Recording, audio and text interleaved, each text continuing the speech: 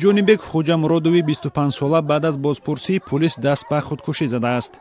пайвандон рӯзи 19 декабр ҷанозаи ин ҷавонро дар зодгоҳаш деҳаи Селбури ноҳияи Восе ба хок супурданд. ба гуфтаи пайвандон пулис ин ҷавонро дар таҷовуз ба номуси як духтар гумонбар медонистааст. چای با حقلی بچه با نوموسی بچه زوره بود که قطعی یگان دخته گم نمیزن میفتون بچه کایزر میگیری اپا میگو ما دیپلوما بگیریم قطعی بچه تو مسکوا میرم کار میکنم میام ماشین میگیرم بعد مزن میگیرم. ҷонибек Хоҷамуродов донишҷӯи курси чоруми донишгоҳи шаҳри Куло буд. ҳамсабақону пайвандон аз ҷонибек як ҷавони ором табиат ёд мекунанд. бачаи ором табиат буд, хаб доим. شده میره شب شده.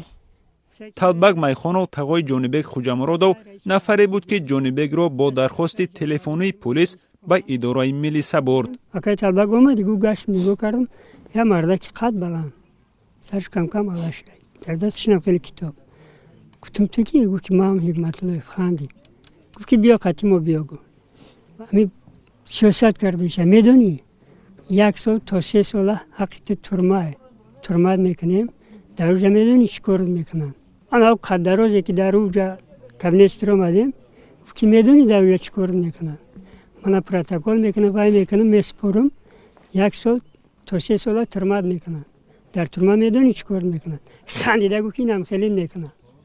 ба нақли пайвандони ҷонибек дар идораи пулис онҳоро Баҳром Ҳикматуллоев муфаттиши шуъбаи корҳои дохилии ноҳияи Восе бозпурсӣ кардааст. Талбак Майхонов ки ҷонибекро дар идораи пулис ҳамроҳӣ мекард гуфт бародарзодааш иттиҳомро дар нисбаташ тӯҳмат донистааст. گفت که این دختره گفت من 3-4 لیست بیانات دادگی بنام طرز شکایتی فلان شده بیسمدان شده خیلی خیلی گفته با گفت که بیانات بنویس.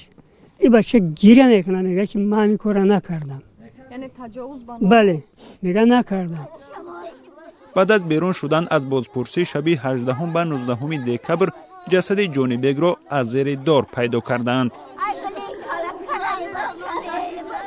بهرام حکمت‌الله‌یف مفتشه که به گفته پیوندان ҷонибек باعث خودکشی وی شده است به زنگ تلفنی رادیوی آزادی جواب داد اما از پاسخ خودداری کرد. این مفتش ملیسا نفری است که در مرگ سیدامیر صوفیев یک ساکنی دیگری ناحیه واسه نیز گمانبر بود و دادستانی نسبتش پرونده جنایی باز کرده بود. مقامات رسما خودکشی ҷонибек Хоҷамуродови 25 ساله را شرح ندادند.